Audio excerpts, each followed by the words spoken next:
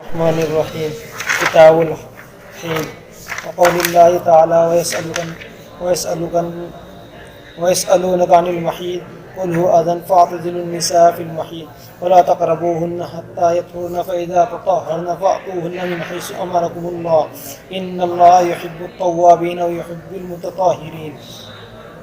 یہ بات بار بار سامنے آ چکی ہے کہ حضرت امام بخاری رحمۃ اللہ علیہ جب کوئی کتاب شروع فرماتے ہیں تو قرآن کی ایک یا چند آیتیں وہاں پر رقم فرماتے ہیں.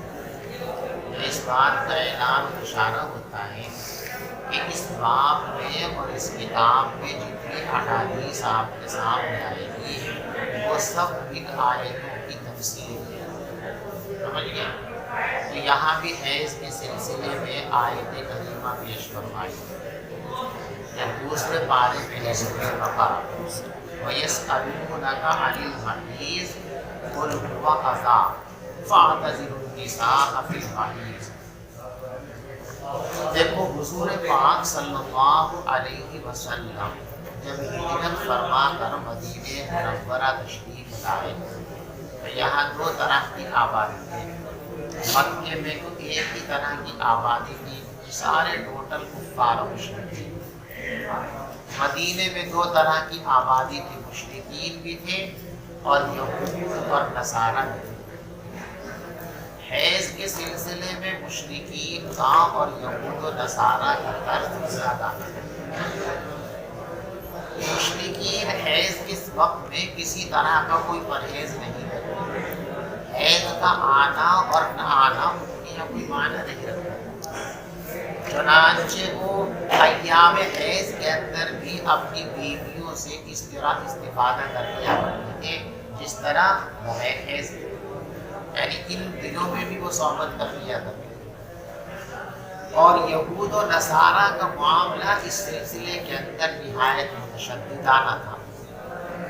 وہ نہ صرف یہ کہ ان ایام میں بیویوں سے صحبت نہیں کرتے تھے، وہ ان سے اتنا بعد اور دوری رکھتے تھے کہ ان کو اپنے کمرے میں نہیں سلاتے تھے. ان ایام میں ان کے ہاتھ کا بنا ہوا کھانا پینا بھی استعمال کرتے، بالکل جانوروں کی طرح ان کو علیحدہ کرتے تھے.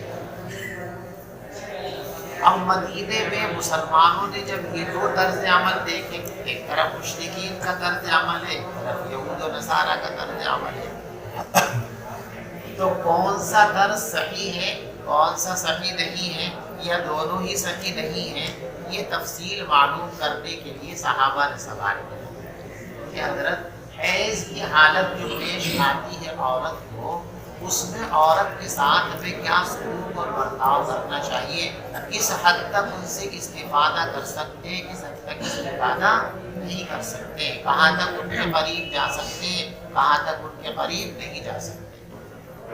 تو قرآن میں اس کا جواب ہے وَيَسْأَلُونَكَ عَنِ الْمَحِيضِ، اور لوگ آپ سے پوچھتے ہیں حیض کے ایام کے بارے میں، حیض کی حالت کے بارے میں، تو آپ ان سے فرما دیجیے قُلْ هُوَ أَذًى، یہ ایک ناگوار چیز ہے. وَلَا تَقْرَبُوهُنَّ فَاعْتَزِلُوا النِّسَاءَ فِي الْمَحِيضِ، لہذا تم حالت حیض کے اندر عورتوں سے دور رہا کرو. وَلَا تَقْرَبُوهُنَّ، اور ان کے قریب نہ جایا کرو، حَتَّى يَطْهُرْنَ، یہاں تک کہ وہ پاک ہو جائیں، یعنی ان کا حیض منقطع ہو جائے اور بند ہو جائے. فَإِذَا تَطَهَّرْنَ، پھر وہ جب خوب پاک ہو جائیں یعنی غسل کر لیں. ٹھیک ہے، تو یطہرنا کے اندر طہارت سے مراد کیا ہے؟ حیض کے خون کا رک جانا. اور تطہرنا کے اندر باقی سے مراد کیا ہے؟ غسل کر لینا. فَأْتُوهُنَّ مِنْ حَيْثُ أَمَرَكُمُ اللَّهُ، تو تم ان کے پاس آیا کرو اسی مقام سے جس مقام سے آنے کی اللہ نے اجازت دی ہے. ان اللہ یحب التوابین ویحب المتطہرین، اللہ تبارک و تعالی توبہ کرنے والوں سے محبت فرماتے ہیں اور خوب خوب پاکیزگی برتنے والوں سے اللہ محبت فرماتے ہیں. باب کیف کان بدا الحید وقول النبی صلی اللہ علیہ کیف کان بدء الحیض، کیف دیکھو کان بدء کا ایک ترجمہ ہے ابتدا، سمجھ گئے؟ تو بعض لوگ اس کا ترجمہ یہی کرتے ہیں کہ حیض کی ابتدا کیسے ہوئی، لیکن بالکل کتاب کے شروع میں جب یہی لفظ آیا تھا باب کیف کان بدء الوحی الی رسول اللہ، اس وقت ہم نے آپ کو یہ بات بتائی تھی کہ امام ترمذی رحمۃ اللہ علیہ اور امام بخاری رحمۃ اللہ علیہ اپنی کتاب میں جہاں لفظ بدء لائے ہیں تو وہاں ابتدا کے معنی نہیں بلکہ وہاں بدء کے معنی ہے تاریخ، جس میں ابتدا، وسط اور انتہا پورے حالات اس میں شامل ہوتے ہیں۔ اسی لیے وہاں جو امام بخاری رحمۃ اللہ علیہ نے روایتیں نقل فرمائی ہیں وہ ساری ابتدائے وحی کی نہیں ہے، یعنی ہر حدیث کے اندر یہ بیان نہیں کیا گیا کہ وحی کی ابتدا ایسے ہوئی تھی، بلکہ کچھ حدیثوں کے اندر ابتدا کا بیان ہے اور کچھ حدیثوں کے اندر دوسری چیزوں کا بیان ہے وحی سے متعلق۔ تو معلوم ہوا کہ وہاں بدء کے معنی ابتدا کے نہیں ہیں بلکہ بدء کے معنی تعریف کے ہیں، یعنی وحی کے مفصل حالات اور مفصل احکام۔ تو یہاں بھی بدء الحیض کے اندر ابتدا کے معنی نہیں ہے بلکہ ابتدا بھی ہے اور وسط بھی، اس کی پوری تعریف، یعنی مکمل احکام حیض اور مکمل حیض کی صورتحال کو یہاں بیان کیا جائے گا، سمجھے؟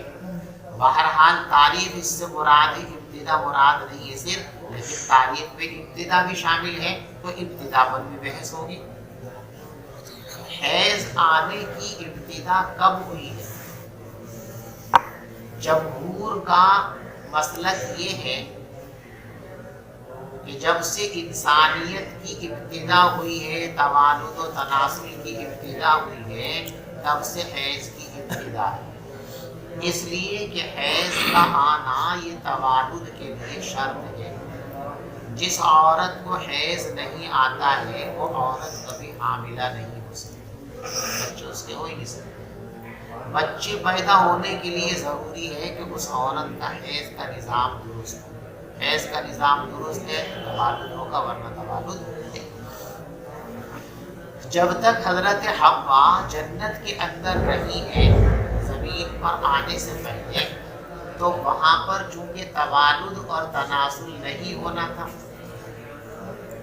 لہذا حیض کی ضرورت نہیں تھی، اور پھر وہ انتہائی پاکیزہ جگہ ہے، وہاں تقصر والی کوئی چیز ہو ہی نہیں سکتی۔ ان دو وجوہات سے جنت کے اندر جتنے دن حضرت حوا رہی ہے اتنے دن تک حیض کا سلسلہ شروع نہیں ہوا۔ جب آپ دنیا میں آ گئی تو دنیا کے اندر ایسا نہیں ہے کہ تقصرات نہ ہو، دنیا تو تقصرات سے بھری ہوئی ہے۔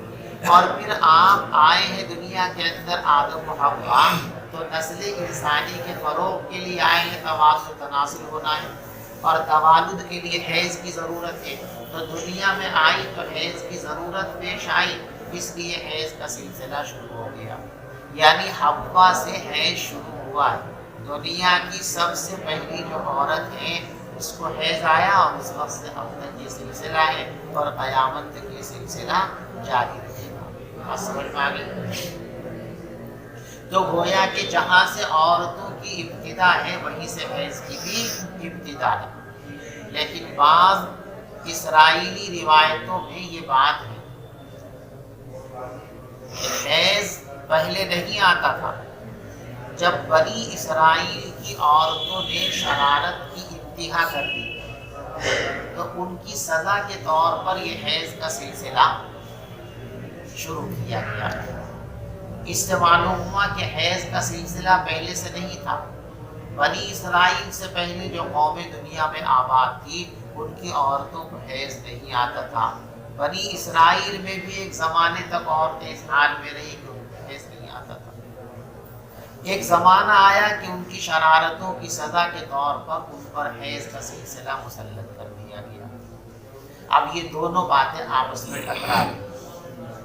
اس کا ایک جواب تو یہ ہے کہ جو چیز حدیث کے اندر ہے وہ مقدم ہے، حوا سے حیض کی ابتدا ہے، یہ روایت مرفوعہ کے اندر بات موجود ہے، حدیث رسول ہے، لہذا یہی مقدم ہے، اور وہ جو دوسرا قول ہے اس کی حدیث کے مقابلے میں کوئی حیثیت نہیں ہے۔ جب کسی کا قول حدیث سے ٹکرائے تو حدیث قابل قبول ہے، کسی کا قول قابل قبول، تو اب وہ جو روایت ہے، ایک قول ہے کہ بنی اسرائیل کی عورتوں پر حیض کا سلسلہ بطور سزا مسلط کیا گیا، اس کی کوئی حیثیت حدیث کے مقابلے میں نہیں ہے، اس سے صرف نظر کر لیں گے، اس کو رد کر دیں گے۔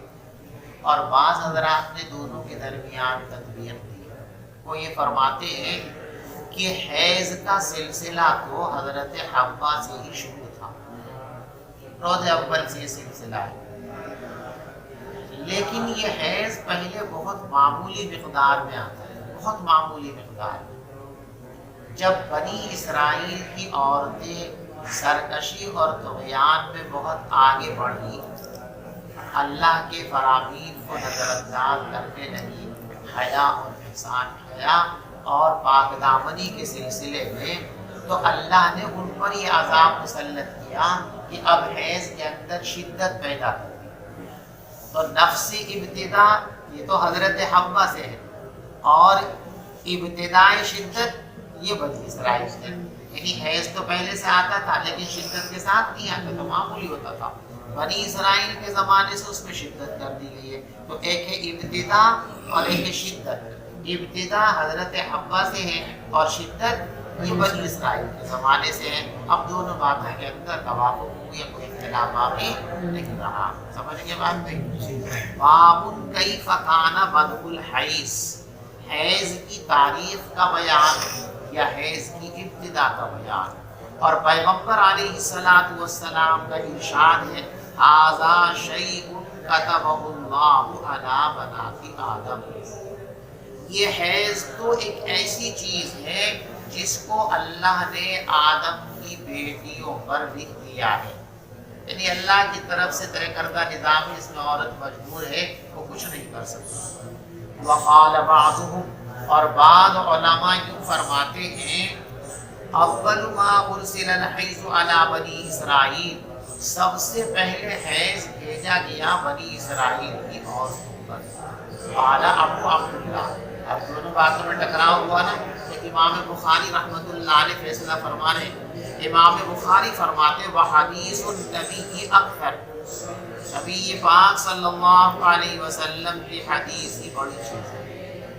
جب نبی کی حدیث صاف طور پر موجود ہے تو کسی اور کے قول کا کوئی اعتبار، تو وہ جو دوسرے لوگوں کا قول ہے کہ پہلے بنی اسرائیل میں بھیجا گیا، اس قول کی کوئی حیثیت نہیں ہے، وہ رد ہے۔ نبی کی حدیث ہی قابل قبول ہے کہ حضرت حوا سے ہی اس کا سلسلہ جاری ہے۔ وبه قال حدثنا علي بن عبد الله قال حدثنا سفيان قال سمعت عبد الرحمن القاسم قال سمعت القاسم يقول سمعت عائشة تقول خرجنا لا نرى إلا الحج فلما كنا بسرفة، حضرت عائشہ فرماتی ہیں کہ ہم لوگ حج کے لیے مدینے سے نکلے، لا نرى إلا الحج، اور ہم اس وقت حج ہی کو درست سمجھتے تھے، حج ہی کو درست سمجھتے تھے، اس میں عربوں کا جو تصور تھا اس کی طرف اشارہ ہے۔ عربوں کے یہاں یہ تصور جو ہے خیال تھا، یہ ان کا عقیدہ تھا کہ حج کے مہینوں میں عمرہ کرنا سخت ترین گناہ کبیرہ ہے۔ جو حج کے مہینوں میں حج کرنے کے لیے مکہ مکرمہ آئے، وہ صرف حج کرے گا، اس سفر کے اندر عمرہ نہیں کرے گا، عمرہ کر لیا تو سخت ترین گنہگار ہے۔ اگر اس کو عمرہ کرنا ہے تو ایام حج کے علاوہ، اشہر حج کے علاوہ کسی اور وقت وہ آئے مکہ اور عمرے کو انجام دے کر کے واپس چلا جائے۔ ایام حج اور اشہر حج کے اندر عمرہ نہیں کیا جا سکتا۔ یہ خیال اسلام سے پہلے عربوں میں رائج تھا۔ اسلام آیا، لیکن اسلام سے پہلے جو چیزیں رائج تھی، جب تک اسلام نے آ کر ان میں سے کسی چیز کی تردید اور تبدید نہیں کی، اب تک صحابہ کرام اس چیز کی تردید اور تغلیظ نہیں فرمائی. تو اب تک سب کا خیال یہی تھا کہ اس وقت تو حج ہی کیا جا سکتا ہے، عمرہ تو کیا نہیں جا سکتا. تو مدینہ منورہ سے حضور پاک صلی اللہ علیہ وسلم کے ساتھ یا مدینہ کے علاوہ جہاں سے بھی لوگ یہ اطلاع پا کر کہ اس سال پیغمبر علیہ السلام حج کے لیے تشریف لے جا رہے ہیں، سارے لوگ حج کا احرام باندھ کر مکے کی طرف روانہ ہوئے. کسی نے بھی عمرے کا احرام نہیں باندھا، سب کا احرام کیسا تھا؟ حج کا تھا. اسی کو فرماتے ہیں لا نرا الا الحج، ہم حج ہی کو جانتے تھے، یعنی ان ایام کے اندر حج کیا جائے گا یہی ہم کو معلوم تھا، عمرہ نہیں کر سکتے یہ معلوم تھا. فلما كنا بصریف، جب ہم صریف کے مقام پر پہنچے اس کو تو مجھے حیض آنے لگا. فدخل علی رسول اللہ والا کی، تو پیغمبر علیہ السلام میرے پاس آئے اور میں اس وقت رو رہی تھی. میں سمجھ رہی تھی کہ حج کے جو بنیادی ارکان ہیں وہ مسجد حرام سے تعلق رکھتے ہیں، اور میں جو ہے حیض کی وجہ سے مسجد حرام میں داخل نہیں ہو سکوں گی تو میرا تو حج گیا، یا احرام کے دوران مجھے یہ حیض کا سلسلہ شروع ہو گیا، میرا احرام ٹوٹ گیا، اس لیے رو رہی ہے کہ حج کی دولت اور نعمت سے میں محروم ہو جاؤں. آپ تشریف لائے تو آپ نے صورتحال کو دیکھ کر کے بھانپ لیا کہ شاید ان کو حیض کا سلسلہ شروع ہو گیا. تو پیغمبر علیہ السلام نے ارشاد فرمایا مالکی، کیا ہو گیا؟ انفستی، کیا تمہیں حیض آنے لگا ہے؟ میں نے کہا جی ہاں حیض آنے لگا مجھے. قال ان هذا امر كتبه الله على بنات آدم. اس میں رونے کی کیا بات ہے؟ اگر تم اپنے اختیار سے یہ کام کرتے تو یہ باقی افسوس کی بات ہوتی ہے آپ کے لیے. یہ تو اللہ کا طے کردہ ایک نظام ہے، اور اللہ کے نظام میں کوئی مداخلت کر سکتا ہے؟ کوئی بھی نہیں کر سکتا. یہ تو ایسا معاملہ ہے جو اللہ نے آدم کی بیٹیوں پر بھی کیا ہے. یہ تو ان کو تسلی کے لیے فرمایا. اب ان کو شریعت کا حکم بتایا کہ تم جو بیٹھ کر رو رہی ہو کہ تمہارے حج کا کیا ہوگا، اس حیض کے آنے کی وجہ سے تمہارا حج متاثر نہیں ہوگا. طواف زیارت کے علاوہ جو حج کے دیگر امور پر کام ہیں وہ تم حالت حیض کے اندر ہی انجام دے سکتی ہو. اسی حال میں عرفات جاؤ گی، اسی حال میں مینا جاؤ گی، اسی حال میں مزدلفہ جاؤ گی، سب کام کرو گی. بس طواف زیارت نہیں کر سکتی. جب تمہارا یہ سلسلہ منقطع ہو جائے تو پاکی کا غسل کرنے کے بعد تب تم جا کر کے طواف زیارت کرنا. تو طواف زیارت مؤخر ہوگا، تمہارا حج باطل نہیں ہوگا. پھر فرمایا فَقْضِي مَا يَقْضِي الْحَاجُّ، تم وہ سارے کام کرتی رہو جو حج کرنے والا کرتا ہے. غیر اللہ تطوفی بالبیت، بس تم بیت اللہ کا طواف مت کرنا. قالت، عائشہ فرماتی ہیں وضحى رسول اللہ صلی اللہ علیہ وسلم عن نسائه بالبقرہ، اور پیغمبر علیہ السلام نے مینا کے میدان میں اپنی عورتوں کی طرف سے گائے کی قربانی فرمائی. دیکھو ازواج مطہرات جو حج میں آپ کے ساتھ ہیں کتنی ہیں بھائی؟ نہیں پتا. ساری ازواج مطہرات ہوئی، کسی سب کو لے کر کے حج کے موقع پر آپ تمام بیویوں کو لے کر، کتنی بیویاں تھیں؟ 9 تھی نا. اب حضرت نے گائے کی قربانی بیویوں کی طرف سے فرمائی. تو بعض لوگ کیوں کہتے ہیں کہ گائے کے اندر بجائے 7 کے 9 حصے ہو سکتے ہیں بڑے جانور کے اندر، اور وہ یہ بیچارے اپنی ناسمجھی کی وجہ سے اس کو لحاظ کرتے ہیں کہ یہاں 2 یا 3 یا 4 گائے کا تذکرہ ہے، ایک ہی گائے کا ذکر ہے، تو ایک میں 9 کی قربانی، تو اس کا مطلب یہ ہے کہ بڑے جانور میں 7 سے زیادہ بھی حصے ہو سکتے ہیں. لیکن یہ ان کی عربی سے ناواقف ہونے کی وجہ سے غلط فہمی ہے. لفظ بقر عربی زبان کے اندر دو طرح لکھا جاتا ہے، تا کے ساتھ، گول تا کے ساتھ اور بغیر گول تا۔ جب تا کے ساتھ لکھا جائے بقرۃ، اس کے معنی ہوتے ہیں ایک گائے، اور جب بغیر تا کے لکھا جائے تو پھر یہ اس میں جنس ہوتا ہے جو ایک سے زائد پر دلالت کرتا ہے۔ یہاں تا نہیں ہے بلکہ کیا ہے، بالبقر، یہ بھی کہ ایک تھی، ایک کی سراحت اس میں نہیں ہے، جتنی ضرورت تھی اتنی آپ نے قربانی فرمائی۔ باب غسل الحائض رأس زوجها وترجيله۔ دیکھو یہ فرما دیا گیا آیت کے اندر فَاعْتَزِلُوا النِّسَاءَ فِي الْمَحِيضِ وَلَا تَقْرَبُوهُنَّ، حالت حیض کے اندر اپنی بیویوں سے علیحدگی اختیار کرو، ان کے قریب مت جاؤ۔ تو قرب اور علیحدگی کی کیا حدود ہیں، اب مختلف ابواب میں ان حدود کو بیان کریں گے۔ تو فرماتے ہیں کہ اعتزال کا مطلب ہے صحبت سے، صحبت کے علاوہ جو بیوی سے دوسرے معاملات وابستہ ہیں وہ چیزیں بیوی کے ساتھ کی جا سکتی ہیں، ان میں کوئی پابندی نہیں۔ بیوی اپنے شوہر کے سر میں تیل بھی لگاتی ہے، کبھی کبھی اس کے پاؤں بھی دباتی ہے، اس کو نہلا بھی سکتی ہے۔ اس طرح کی جو خدمات ہیں یہ حالت حیض کے اندر بھی بیوی اپنے شوہر کی خدمات انجام دے سکتی ہے۔ حائضہ عورت اپنے شوہر کے سر کو دھو سکتی ہے اور اس میں کندھا کر سکتی ہے۔ حضرت عائشہ صدیقہ رضی اللہ تعالیٰ عنہا نے حالت حیض کے اندر نبی پاک صلی اللہ علیہ وسلم کے سر مبارک میں کنگھی فرمائی ہے، تو معلوم ہو گیا کہ لا تقربوا کے اندر اور اعتزلوا کے اندر یہ خدمات شامل نہیں ہیں، ان کا تعلق کس سے ہے، صحبت وغیرہ سے ہے۔ سمجھے بھائی؟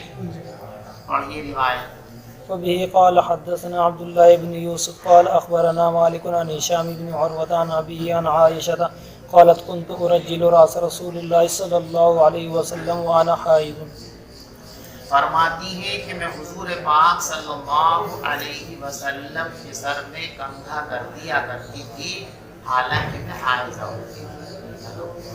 وبه قال حدثنا إبراهيم بن موسى قال أخبرنا هشام بن يوسف أن ابن جريح أخبرهم قال أخبرني هشام بن عروة عن عروة أنه سئل أخدمني حائضة أتخدمني الحائض أو تدنو مني المرأة وهي جنوب۔ حضرت عروہ رحمۃ اللہ علیہ سے یہ مسئلہ پوچھا گیا، کسی پوچھنے والے نے پوچھا کیا میری حائضہ بیوی میری خدمت کر سکتی ہے، یا یوں پوچھا میری جنوبی عورت، میری جنوبی بیوی حالت جنابت کے اندر میرے قریب آ سکتی ہے؟ تو حضرت عروہ نے فرمایا کل ذالک علی حی، یہ ساری چیزیں میرے نزدیک بہت آسان ہیں۔ یعنی بیوی آ کر خدمت کرے، پاس آ کر کے بیٹھے، ان سب چیزوں میں کوئی حرج کی بات نہیں ہے۔ صحبت پر پابندی ہے، خدمت پر پابندی نہیں ہے۔ وَكُلُّ ذَلِكَ يَخْدَمُنِي يَتَخْدُمُنِي، اور یہ تمام خدمات کو میری انجام دے سکتی ہے۔ وَلَيْسَ عَلَىٰ أَحَدٍ فِي ذَلِكَ بَأْسٌ، اور اس سلسلے میں کسی کے لیے کوئی گناہ اور بندش اور حرج نہیں ہے۔ پہلے تو حضرت عروہ نے فتویٰ دیا کہ میں ان ساری چیزوں کو جائز سمجھتا ہوں، اب اپنے فتوے کی دلیل پیش کی، کیوں جائز سمجھتا ہوں، تو دلیل آگے پیش کرتے ہیں۔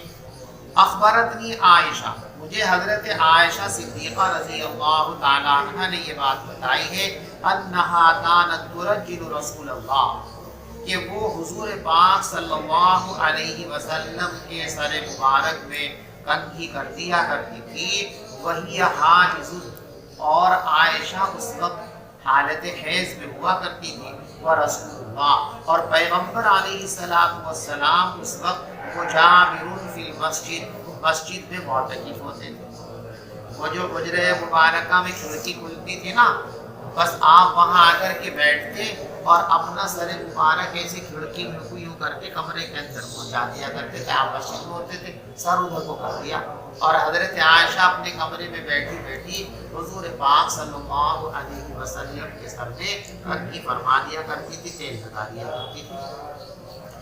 اور حضور اس وقت مسجد نبوی میں معتکف ہوتے تھے. یدنی لہا راسو, اب بھی کیسے, وہ تو مسجد میں اور یہ ادھر تو کیسے کرے گی, تو اس کو بتاتے ہیں. یدنی لہا راسو, حضرت اپنا سر ان کے قریب کر دیا کرتے تھے. وہی فی حجرتہا, اور حضرت عائشہ اپنے حجرے کے اندر ہوا کرتی تھی. فترجلہ حائض, اور حیض میں ہونے کے باوجود وہ آپ کے سر میں گنگا کر دیا کرتی تھی. باب قراءة الرجل في حجر امرأته وهي حائض.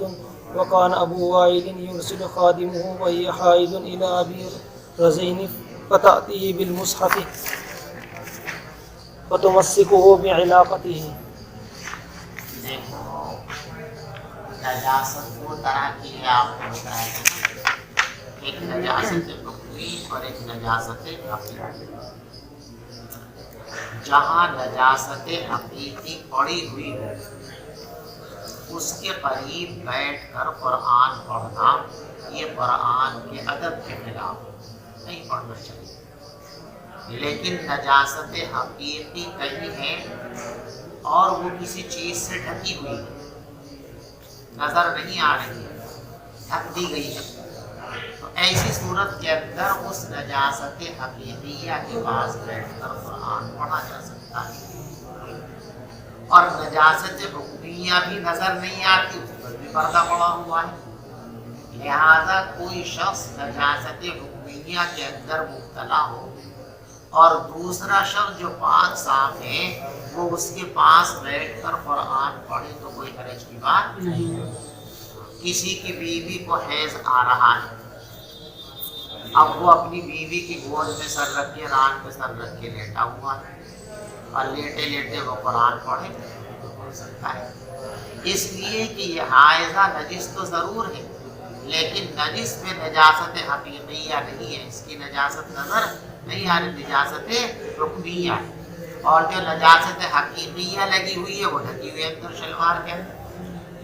تو حائضہ بیوی کے پاس بیٹھ کر, اس کی گود میں لیٹ کر, اس کے ہاتھ پر یا اس کی ران پر سر رکھ کر لیٹ کر کوئی اگر قرآن پڑھنا چاہے تو پڑھ سکتا ہے, اس کی اجازت ہے. سمجھ گئے بھی؟ کوئی شخص اپنی بیوی کی گود میں قرآن پڑھے جبکہ بیوی حائضہ ہو,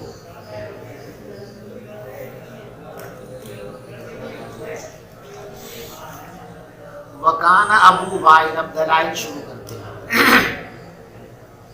ابو وائل یہ تابعی, ابو وائل اپنی خادمہ کو حالت حیض میں بھیجا کرتے تھے ابو رزین کے پاس. فتأتیہ بالمصحف, تو وہ قرآن آپ کے پاس لے کر آتی تھی. فتمسکہ بعلاقتہ, اور وہ اس کو قرآن کو اس کے لٹکن سے پکڑتے تھے.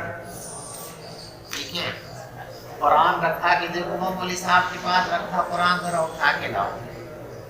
اپنی باندھی کو حالت حیض کے اندر وہ ہوتی تھی تو یہ فرماتے تھے بھی ذرا مجھے قرآن پڑھنا, وہاں سے لے کے آئیے قرآن.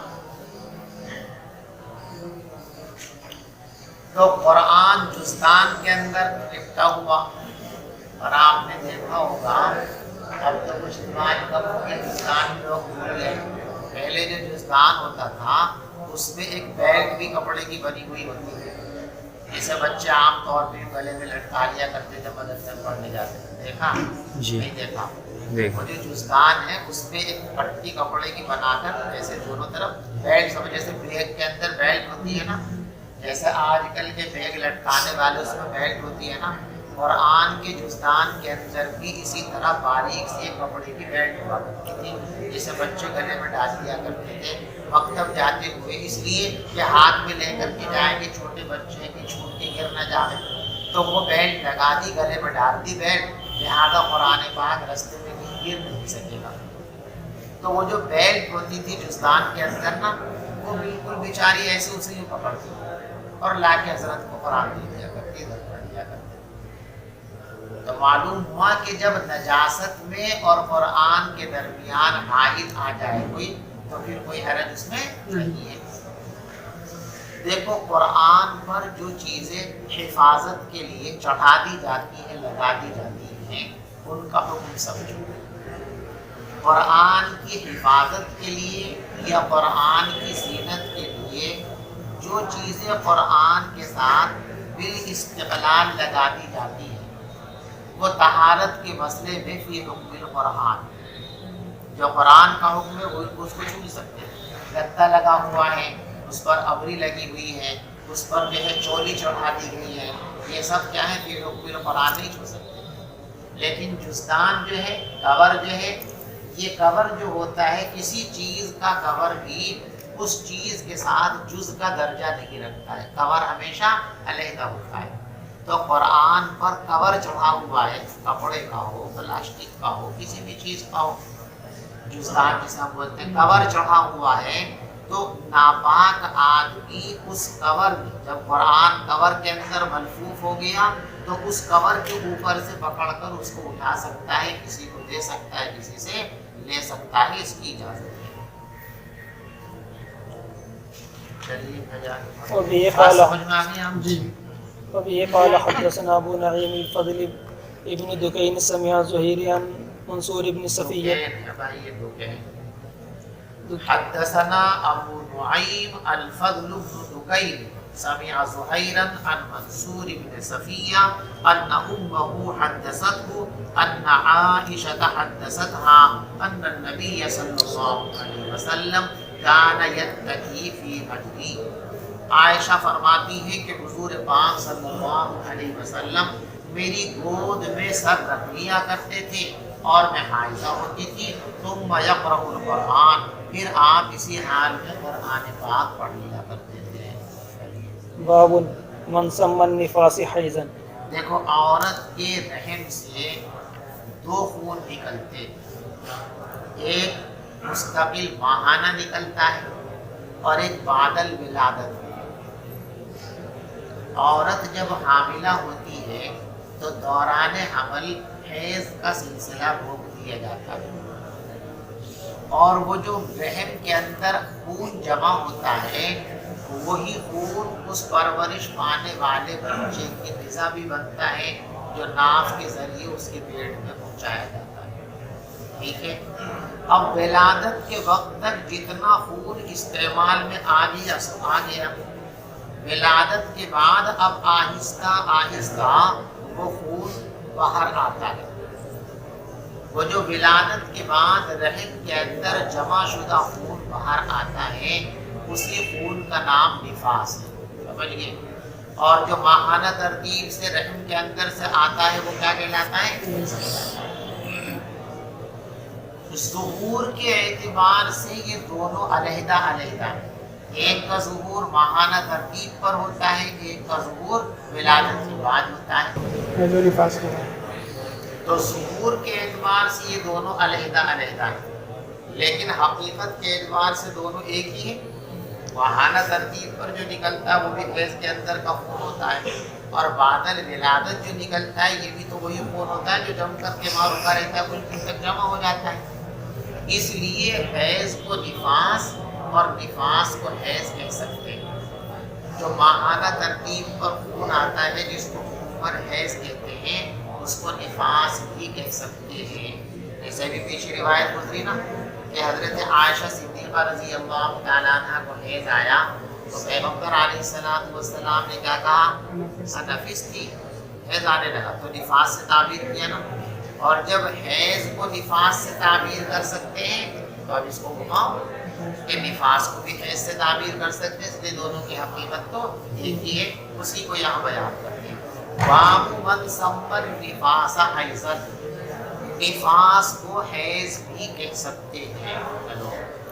وبه قال حدثنا مكي بن إبراهيم قال حدثنا هشام عن يحيى بن أبي كثير عن أبي سلمة أن زينب بنت أم سلمة حدثته أن أم سلمة حدثتها قالت بين أنا مع النبي صلى الله عليه وسلم مزتجعة في خميسة إذ حجت فانسللت فأخذت ثياب حيزتي فقال روایت ابھی پچھلے صفحے پر پڑھی ہے، اس کے اندر بھی یہ مسئلہ آیا ہوا ہے اور یہ مسئلہ دوسرے انداز میں بھی اسی مسئلے کو ثابت کرنے کے لیے آ رہا ہے۔ ام سلمہ رضی اللہ تعالیٰ عنہا فرماتی ہیں بینا انا مع النبی، میں حضور پاک صلی اللہ علیہ وسلم کے ساتھ لیٹی ہوئی تھی ایک ہی کمبل میں، اچانک مجھے حیض آنے لگا، فانسللت، اب حضور لیٹے ہوئے تھے، اگر میں بالکل بہت اس سے اٹھتی تو حضور کی آنکھ کھل سکتی تھی، آپ کو تکلیف ہوتی، بہت آہستہ سے، اس کو کھسکنا کہتے ہیں، کھسکنا، فانسللت، میں بستر سے کھسک گئی، فاخذت ثياب حیزتی، ازواج مطہرات ایک جوڑا وہ رکھتی تھی جو مستقل پہنتے اور ایک جوڑا رکھتی تھی ایام حیض میں پہننے کے لیے، تاکہ روز مرہ کے کپڑے حیض میں خراب ہو کر ناقابل استعمال نہ ہو جائیں۔ وہ جو حیض کے ایام کے لیے کپڑے رکھے ہوئے تھے، میں نے وہ کپڑے لیے اور میں نے اپنی حالت حیض والے کپڑے لیے، اتنے میں اٹھی، کوشش تو کی کہ حضور کو پتہ نہ چلے، لیکن پتہ چل گیا تو آپ نے فرمایا انفستی، حیض آنے لگا کیا؟ فقلت نعم، میں نے کہا جی ہاں۔ اب دیکھو یہاں حیض کو نفاس کہا، تو جب حیض کو نفاس کہہ سکتے ہیں تو نفاس کو حیض بھی کہہ سکتے ہیں۔ فدعانی، حضرت نے مجھے اپنے پاس بلایا، فاستجعت معه القبیلہ، اور میں پھر حضرت کے ساتھ اسی چادر پہ لیٹ گئی، یعنی حالت حیض کے اندر بیوی اپنے شوہر کے کمبل میں اس کے بستر میں لیٹ سکتی ہے، لیٹنے پر پابندی نہیں ہے۔ باب مباشرۃ الحیض، باب مباشرۃ الحائض، حائضہ کے بدن سے بدن لگانے کا بیان۔ دیکھو لفظ مباشرت عربی میں بھی استعمال ہوتا ہے اور اردو میں بھی استعمال ہوتا ہے، لیکن دونوں جگہ استعمال میں فرق ہے۔ اس فرق کو ملحوظ رکھو ورنہ غلط فہمی کا شکار ہو۔ اردو زبان کے اندر جب مباشرت بولتے ہیں تو اس سے مراد جماع ہے، عربی زبان کے اندر مباشرت کا مصداق جماع نہیں بلکہ کپڑے کی حیلولت کے بغیر بدن کو بدن سے ٹچ کرنا اور ملانا، اس کا نام ہے مباشرت۔ بات سمجھ میں آ رہی ہے؟ تو یہاں وہ مباشرت نہیں ہے جو اردو والی عربی والی، حائضہ کے بدن سے بدن ملانے کا بیان۔ دیکھو ما بین السرۃ والرکبہ، ناف سے لے کے گھٹنوں تک کا جو بدن ہے، اس کے علاوہ جو بدن کے دوسرے حصے ہیں اس میں کسی کا کوئی اختلاف نہیں ہے، سب کے نزدیک متفقہ فیصلہ ہے کہ بدن کے ان حصوں سے اپنے بدن کو ٹچ کر سکتے ہیں، ملا سکتے ہیں۔ یہ جو گھٹنے اور ناف کے درمیان کا حصہ ہے، اس کو بھی ملا سکتے ہیں یا نہیں ملا سکتے؟ بعض حضرات کی رائے یہ ہے کہ لا تقربوہن کے اندر قرب سے مراد جماع ہے، لہذا جماع پر تو پابندی ہے، لیکن آدمی جماع نہ کرے اور لنگی ہٹا کر کے، شلوار ہٹا کر کے، تن کے بدن سے اپنا بدن لگا کے بیوی کی پوری بھر کے لیٹ جائے تو جائز ہے۔ دوسرے فقہا کی رائے یہ ہے اور یہی صحیح ہے کہ اس حصے سے بدن ملانا یہ حیلولت کے ساتھ تو درست ہے، بغیر حیلولت کے درست ہے، اس لیے کہ حضرت عائشہ فرماتی ہے کہ جب یہ حالت پیش آتی تھی تو حضرت فرماتے کہ تم لوگ کی باندھ لو، یعنی اس حصے پر کپڑا لپیٹ لو اور پھر مجھے اپنے پاس لٹا لیا کرتے تھے، تو حیلولت فرماتے تھے۔ پھر اس کے بعد جو ہے تو معلوم ہوا کہ یہ جو نچلا حصہ ہے اس کے اندر مباشرت سے پرہیز کرنا چاہیے، باقی بدن کے حصے وہاں مباشرت یعنی بدن کو بدن سے ٹچ کرنا، کولی بھر لینا، ان چیزوں کی شرعاً گنجائش اور اجازت ہے۔ دیکھو گنجائش ہے، حکم نہیں ہے کہ ایسا کرو، گنجائش کا مطلب یہ ہے کہ ویسے تو ان کاموں سے بچنا چاہیے، تو بھی اس کی گنجائش ہے، یعنی بہتر تو یہ ہے کہ اس کام سے بچو، لیکن اگر کسی وجہ سے یہ کام ہو گیا تو گناہ کے کھاتے میں نہیں لکھا جائے گا، یہ مطلب ہوتا گنجائش کا۔ وبه قال حدثنا قبيصة قال حدثنا سفيان عن منصور عن إبراهيم عن الأسود عن عائشة قالت كنت اغتسل أخبرنا اغتسل انا والنبي صلی اللہ علیہ وسلم من اناء واحد وكلانا جنوب۔ حضرت عائشہ فرماتی ہے کہ میں اور حضور پاک صلی اللہ علیہ وسلم ایک ہی برتن میں رکھے ہوئے پانی سے غسل کیا کرتے تھے اور ہم دونوں جنوبی ہوتے تھے۔ وَكَانَ يَأْمُرُنِي، اور آپ مجھے حکم فرماتے تھے، فَأَنْتَزِرُ، میں لنگی باندھ لیا کرتی تھی، یعنی پیروں پر کپڑے لیا کرتی تھی۔ فَيُبَاشِرُنِي وَأَنَا حَائِضٌ، تو حضور مجھ سے مباشرت فرما لیا کرتے تھے اور میں حیض کی حالت میں ہوتی تھی۔ اب یہ یباشرنی مجھ سے مباشرت فرماتے تھے، اس لیے میں نے وضاحت کی تھی کہ اردو کی مباشرت علیحدہ ہے، یہاں اردو والی مباشرت نہیں، اس کا ترجمہ حضور میرے بدن سے بدن ملا لیا کرتے تھے، صحبت فرماتے تھے، اس کا ترجمہ یہ ہوگا۔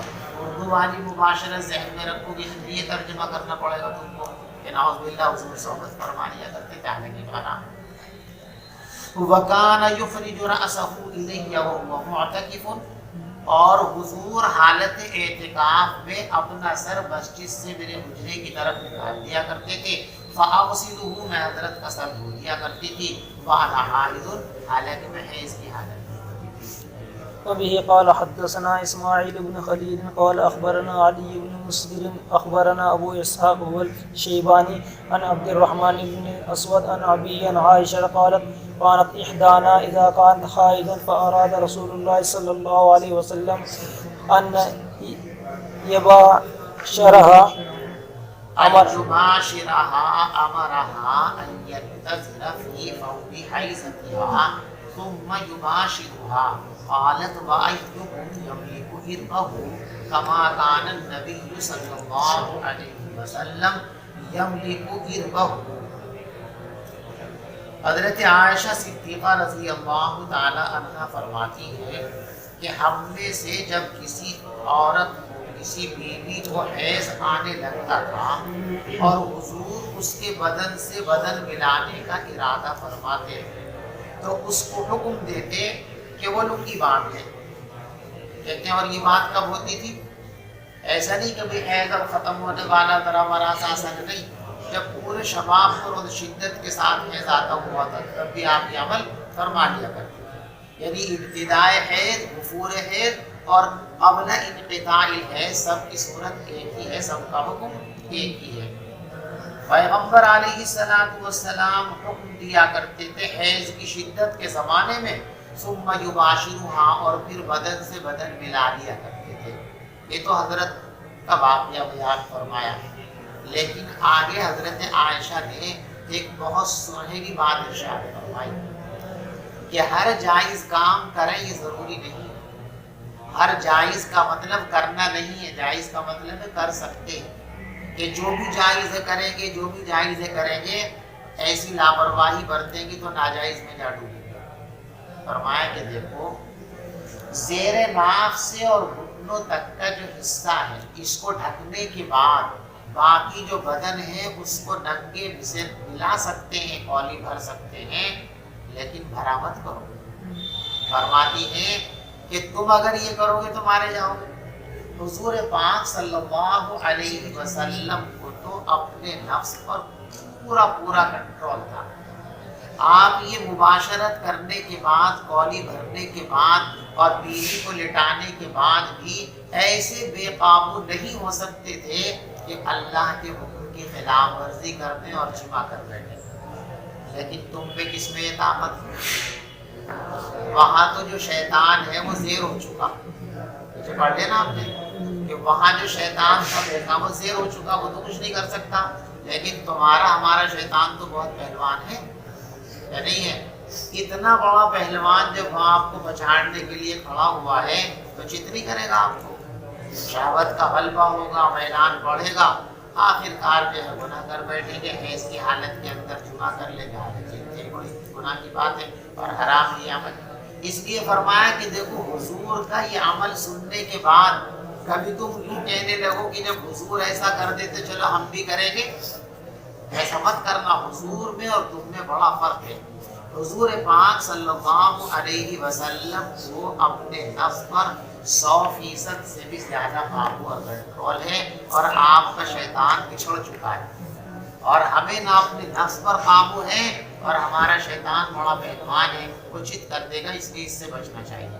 اس لیے فرمایا اور تم میں کون ایسا ہے جو اپنی ضرورت پر اس طرح قابو کر سکتا ہے جس طریقے سے نبی پاک صلی اللہ علیہ وسلم قابو فرما لیا کرتے تھے. تابعہ خالد و جریر عن الشیبانی. اس روایت میں ان کی مطابقت کی ہے خالد نے بھی اور جریر نے بھی شیبانی سے. وبه قال حدثنا ابو النعمان قال حدثنا عبد الواحد قال حدثنا الشيباني قال حدثنا عبد الله بن شداد قال سمعت ميمونة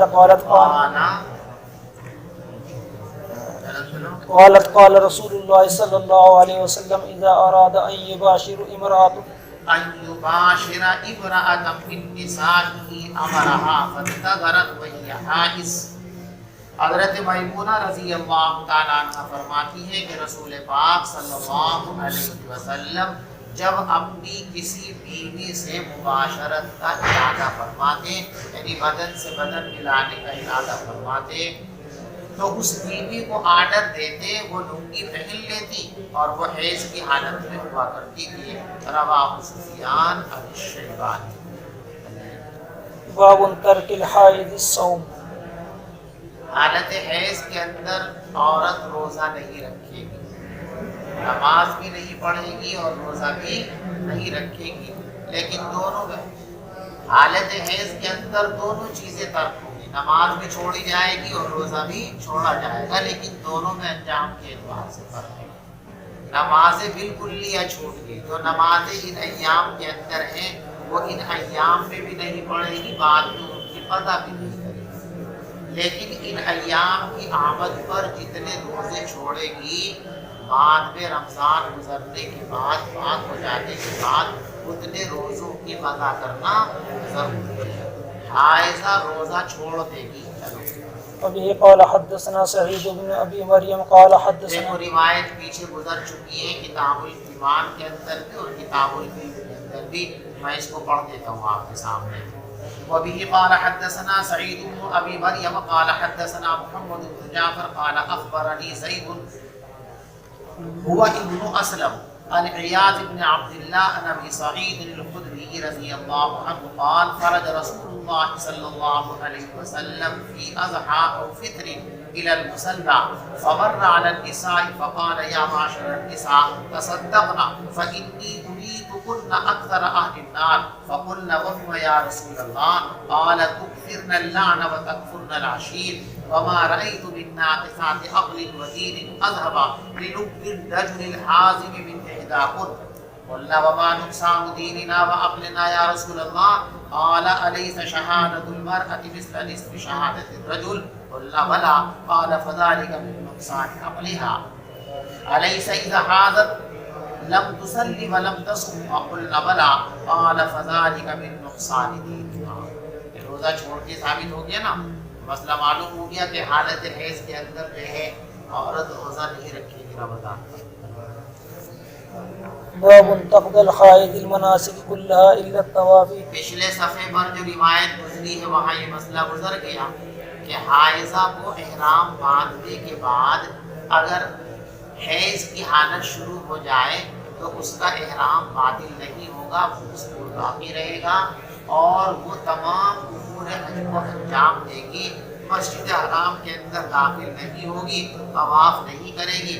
جب حیض سے فارغ ہو جائے گی غسل کر کے پاک ہو جائے اور پھر جا کر کے طواف زیارت کر لے گی. اسی کو بیان فرماتے ہیں تقضی الحائض المناسک كلها الا الطواف بالبيت. حائضہ تمام امور حج کو حیض کی حالت ہی میں انجام دے گی, البتہ بیت اللہ کا طواف نہیں کرے گی. وقال ابراہیم لا باس ان تقرا الآية ولم ير ابن عباس بالقراءة للجنوب بأسا وكان النبي صلى الله عليه وسلم يذكر الله على كل أحيانه. وقالت أم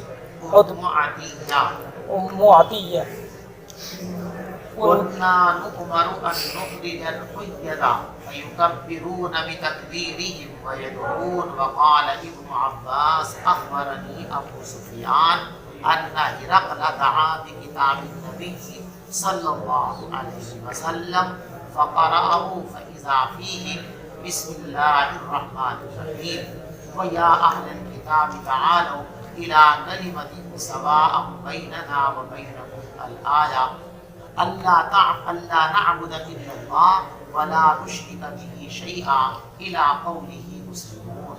وقال عطاء جابر حازت عائشة فنسكت المناسك كلها غير الطواف في البيت ولا تصلي. وقال الحكم إني لأصبح وأنا جنب. وقال الله عز وجل ولا تأكلوا مما لم يذكر اسم الله عليه.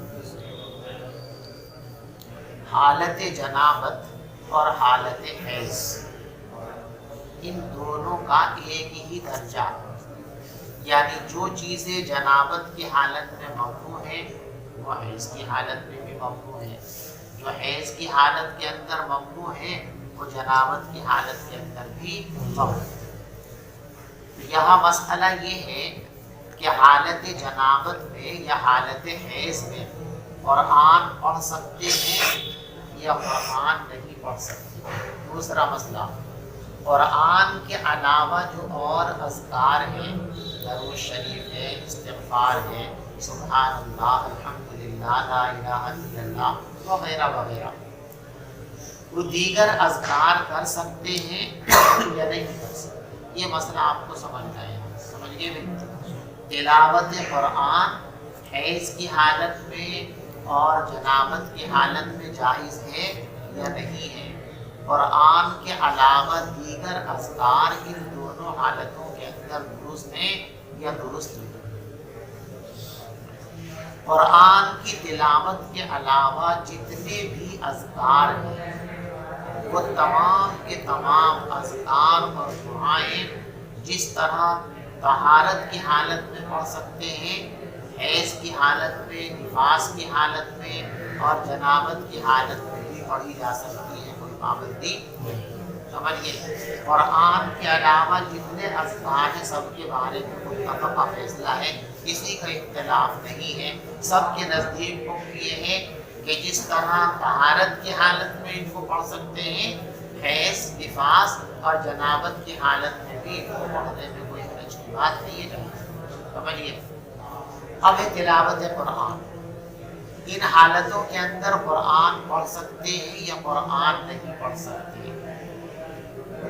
بعض لوگوں کی رائے یہ ہے کہ قرآن اس حالت کے اندر پڑھ سکتے ہیں، لیکن ہمارا مسلک یہ ہے، جمہوریت کا مسلک یہ ہے کہ اس حالت کے اندر قرآن کے سلسلے میں ذرا ہم تفصیل کریں۔ قرآن کی جو آیات ہم پڑھتے ہیں اس کی دو حیثیت ہے، ایک حیثیت تلاوت ہے، ایک حیثیت دعا اور ذکر ہے۔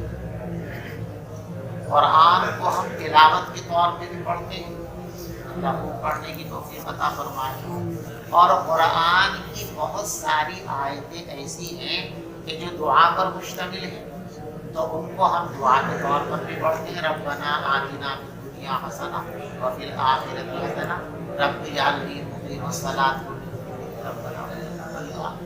ربنا اغفر لی ولوالدی وللمؤمنین یوم یقوم وغیرہ وغیرہ۔ اور ذکر کے طور پر بھی، ورد کے طور پر بھی پڑھتے ہیں۔ بھائی رات کو سونا ہے تو سونے سے پہلے جو ہے آیت الکرسی پڑھنی چاہیے حفاظت کے پیش نظر، اور بھی صبح کے وقت میں یہ آیت پڑھنی چاہیے، شام کے وقت میں وہ آیت پڑھنی چاہیے۔ تو جو آیتیں قرآن پاک کی دعا کے طور پر اور ذکر کے طور پر پڑھی جاتی ہیں، ان کو دعا اور ذکر کی نیت سے ان دونوں حالتوں کے اندر بھی پڑھنے کی گنجائش ہے ہماری۔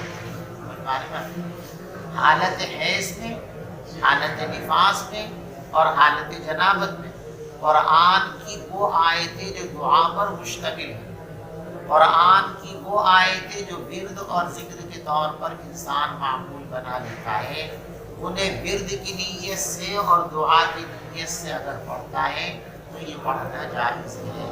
بات سمجھ گئے اچھی طرح؟ تلاوت کی نیت سے پڑھنا یہ ناجائز اور حرام ہے۔ دیکھو ذکر کے بارے میں کوئی تفصیل نہیں، علی اطلاق سب کے نزدیک جائز ہے۔ قرآن کے سلسلے میں بعض لوگوں کی رائے یہ ہے کہ وہ بھی علی اطلاق جائز ہے، لیکن ہمارا مسلک یہ ہے کہ قرآن علی اطلاق جائز نہیں، بلکہ قراءت قرآن بن حیث التلاوہ یہ تو حرام اور ناجائز ہے، اور قرآن کی تلاوت بن حیث الذکر والدعا یہ جائز اور درست ہے۔ بات سمجھ میں آ گئی؟ امام بخاری رحمۃ اللہ علیہ اس موقف کو یہاں ثابت کر رہے ہیں کہ جنابت کی حالت میں اور حیض کی حالت میں قرآن پڑھ سکتے ہیں۔ اس کے واسطے بہت سارے دلائل پڑھنے لگا رکھا ہے، ان دلائل کو آپ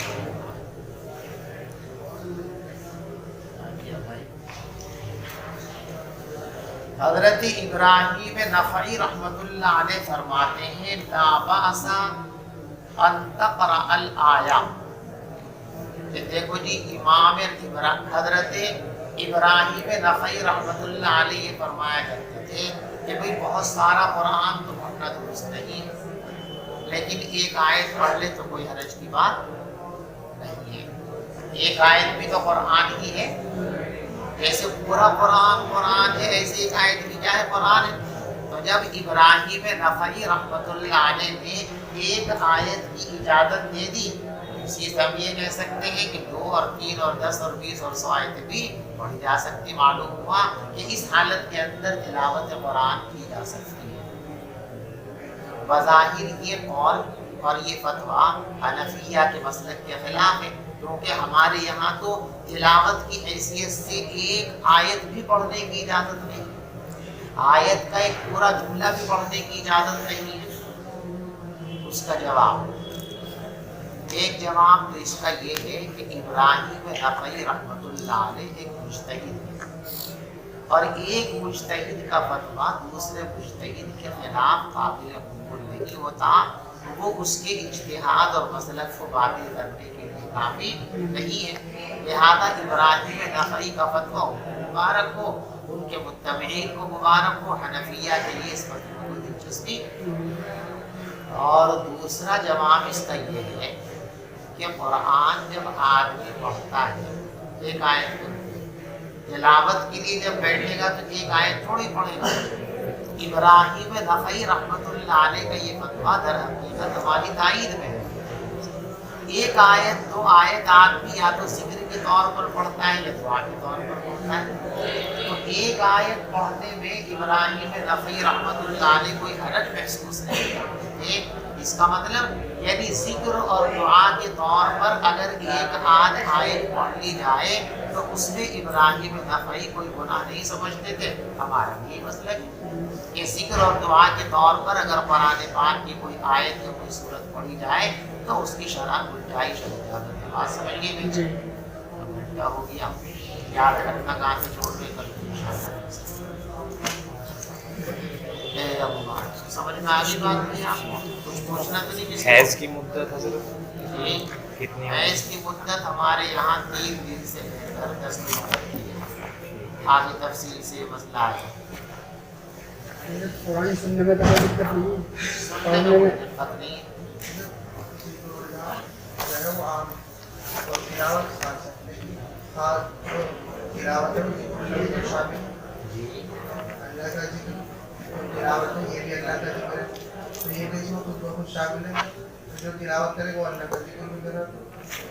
آپ کا کہنا یہ ہے کہ تلاوت خاص ہے اور ذکر عام ہے، اور عام کے اندر خاص بھی شامل ہوتا ہے، یہ تو کہنا چاہ رہے ہیں۔ یہ قاعدہ ابو جگہ بالکل مسلم ہے، لیکن یہ قاعدہ بھی یاد رکھو کہ عام کی حیثیت عام ہوتی ہے، خاص کی حیثیت خاص ہوتی ہے۔ بہت سے موقعوں پر خاص کے لیے کچھ ایسے مخصوص حکم ہوتے ہیں جو عام پر نافذ نہیں کیے جا سکتے، یہ بھی اسی قدر سے عام اور خاص کا مطلب یہ نہیں کہ ہر عام والی چیز ہر خاص پر اپنی خاص کے لیے کچھ خاص احکام ہوتے ہیں جو عام سے مستثنی ہوتے ہیں۔